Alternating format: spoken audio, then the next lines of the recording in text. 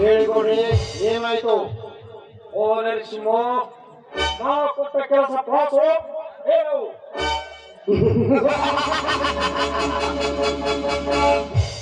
ಎಂಬುದು ಈ ನರಸಿಂಹನ ಜಾತಕದಲ್ಲಿ ಬಂದಿಲ್ಲ ಗೌಡ್ರೆ. ನೀವ್ ಹೇಳಿದ ಕೆಲಸವನ್ನು ನಿಯತ್ತಿನಿಂದ ನಿಭಾಯಿಸಿಕೊಂಡೇ ಬಂದಿದ್ದೇನೆ. ತೆಗೆದುಕೊಳ್ಳಿ ಈ ಸೂಟ್ ಕೇಸನ್ನು.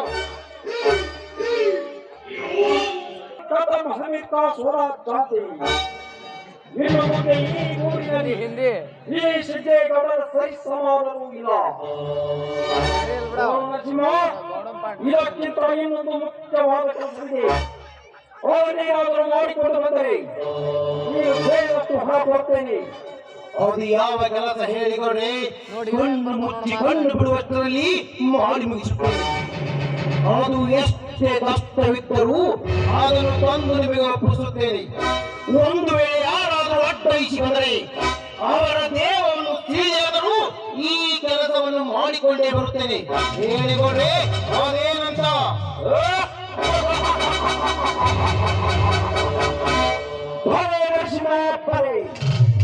ಗಂಡು ಅಂದರೆ ನೀರೇ. ಯಾವ ಕೆಲಸ ಕೊಟ್ಟರೂ ನೀರು ಕುಡಿ ಹಾಗೆ ಮಾಡಿ ಮುಗಿಸಿಕೊಡ್ತೀಯ.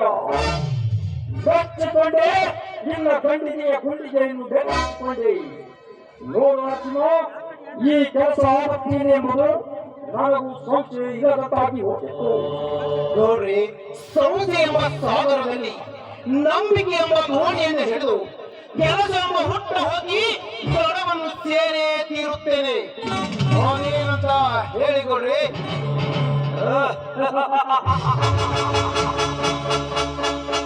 ಕಾರ್ತಿಕ ಮಾಸ ಶುಕ್ರವಾರದಂದು ಆ ಬನಶಂಕರಿ ದೇವಿಗೆ ಬಂಗಾರದ ಆಭರಣವನ್ನು ತೋರಿಸುತ್ತಾರೆ.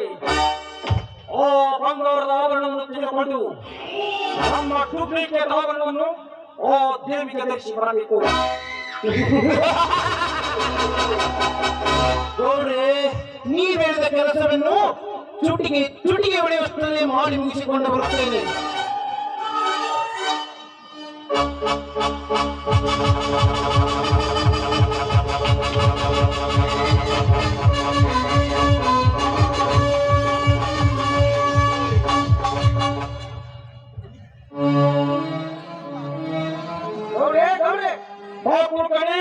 ಏನಾಯ್ತು? ಏನಾಗ್ತದೆ ಹೇಳ್ರಿ ಅವ್ರ, ನಮ್ ತೋಟ ಎಲ್ಲ ಹಾಳಾಗಿ ಈ ಮನೆ ನೋಡ್ರಿ ಬದ್ಮಾಸ್ ಮಗ ಗಾಡಿ ಎತ್ತು ಬಿಟ್ಟು ಕಸ ಕಸ ಕಸ ಕಸ ಉಳಿಸಿ ಬದ್ನಿ ಗಿಡ ಟಮಾಟಿ ಗಿಡ ಮೂಳೆಗೆದ್ದು ಮುಗಿನ ಹಾಳು ಮಾಡಿದ್ರಿ ಮಗ, ಹೊಲ ಹಾಳು ಮಾಡಿ. ಏನೇ ಪಿಕಾರಿ, ನನ್ನ ಹೊಲವನ್ನು ಹಾಳು ಮಾಡುವಷ್ಟು ಸ್ವತ್ತು ಬಂದಿದ್ದ ಮಗನ.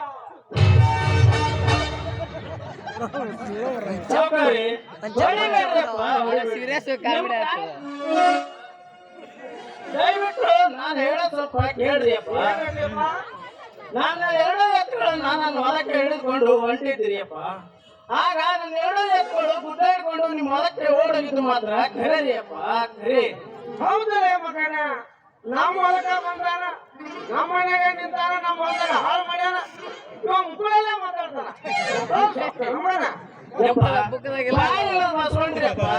ಅವಕ್ಕೇನ್ ಗೊತ್ತಾಗ್ತದ್ರಿ, ಇದು ನಮ್ಮ ಹೊಲ, ಇದು ನಿಮ್ಮ ಹೊಲ ಅಂತೇಳಿ.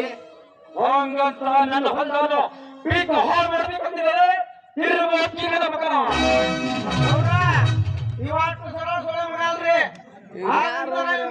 ಹಿಡ್ಕೊಂಡು ಬಂದು ಹಾಕಿ ಹಿಡ್ಕೊಂಡ್ ಬಂದಿಡ್ರಿ. ಈಗ ಗೌಡ್ರ ಬಾಯಿ ಬಸವಣ್ರಿ ಅಪ್ಪ, ಗಿಡಕ್ಕೆ ಕಟ್ಟು ಹಾಕಿದ್ರ ಆಗಂಗ ಹೊಡೆದ್ರ ಅವಕ್ಕೇನ್ ಗೊತ್ತಾಗ್ತಿರ್ತೀನಿ. ಆ ತೋಡೆ ನೋಡ್ತಾ ಇದ್ರ ನಾನು ಹೊಟ್ಟೆ ಖಾರ ಹಾಕ್ತಂಗಿರ್ತೀನಿ, ಖಾರ ಹಾಕ್ತಂಗೈತಿ. ಇದು ಒಂದೇ ಸಲ ಈ ಪಾಪಿ ಮಾಡೋ ತಪ್ಪನ ಹೊಟ್ಟೆ ಹಾಕೊಂಡು ಕ್ಷಮಿಸ್ಬಿಡ್ರಿ ಅಪ್ಪ, ಕ್ಷಮಿಸ್ಬಿಡ್ರಿ. ಇನ್ ಮುಂದೆ ಇಂಥ ತಪ್ಪನ ನಾನು ಯಾವತ್ತೂ ಮಾಡೋದಿಲ್ರಿ ಅಪ್ಪ. ದಯವಿಟ್ಟು ನನ್ನ ಎರಡು ಹತ್ರನ ಬಿಡಿಸ್ಬಿಡ್ರಿ ಅಪ್ಪ. ನಿಮ್ ಕಾಲು ಬೀಳ್ತೀನಿ ನೋಡ್ರ, ನಿಮ್ ಕಾಲು. ನಿಮ್ಮ ತಮ್ಮನು ಕ್ಷಮಿಸಿದ್ದಕ್ಕೆ ಇವತ್ತು ನನ್ನ ಕುತ್ತಿಗೆ ಬಂದಿರುವುದು. ಎತ್ತಿನ ಮೇಸಾಕಾಗಿದ್ದ ಎತ್ತಿನ ಕಡೆಯ ಸೂಳೆ ಮಕ್ಕಳು ದೇಶಕ್ಕೆ ಅನ್ನ ಹಾಕುವ ರೈತನಿಗೆ ಸೂಳೆ ಮಕ್ಕಳು ಅಂತ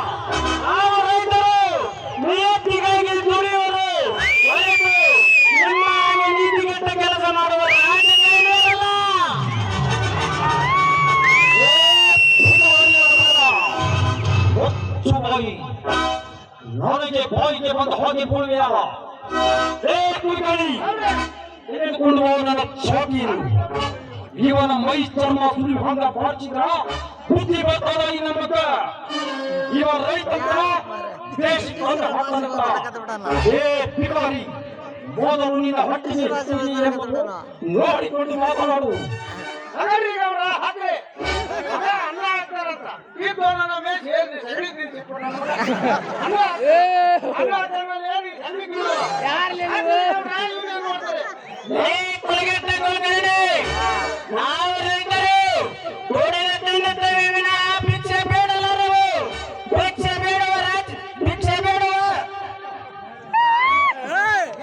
ಬೇಡುವ ರಾಜಕಾರಣಿಯರು ನೀವು, ನಾವಲ್ಲ. 5 ವರ್ಷಕ್ಕೊಮ್ಮೆ ಇದೇ ರೈತನ ಮನೆಗೆ ಬಂದು ಒಂದು ಓಟಿಗಾಗಿ ಇದೇ ರೈತನ ಕಾಲು ಹಿಡಿತಿರಲ್ಲ, ಅದು ನಾವು ಕೊಟ್ಟ ಭಿಕ್ಷೆ ನಿಮಗೆ. ಕುನಿ ನನಗೆ ಭಿಕ್ಷೆ ಹಾಕುವಷ್ಟು ಸೊಕ್ಕು ಬಂದಿದ ನಿನಗೆ ನಾನು ತಿಂದು ಬೀಸ ಹಾಕಿದ ಯಂತ್ರವನ್ನು ತಿಂದು ಬದುಕುತ್ತಿರುವ ನಾಯಿ. ನನಗೆ ಭಿಕ್ಷೆ ಹಾಕುತ್ತೇನೆ ಎಂದು ಬೋಲ್ವಿಯ ಈಗ ನಾನು ನಿನಗೆ ಭಿಕ್ಷೆ ಹಾಕುತ್ತೇನೆ.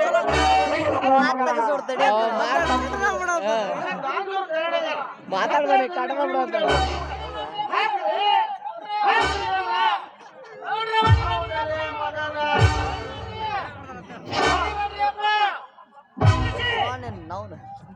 ಈ ರೀತಿ ಬಡವರನ್ನು ಕಟ್ಟಿ ಹಾಕಿ ಹೊಡೆಯುತ್ತೀರಿಲ್ಲ, ನೀವೇನು ಮನುಷ್ಯರು ಅಥವಾ ರಾಕ್ಷಸರು?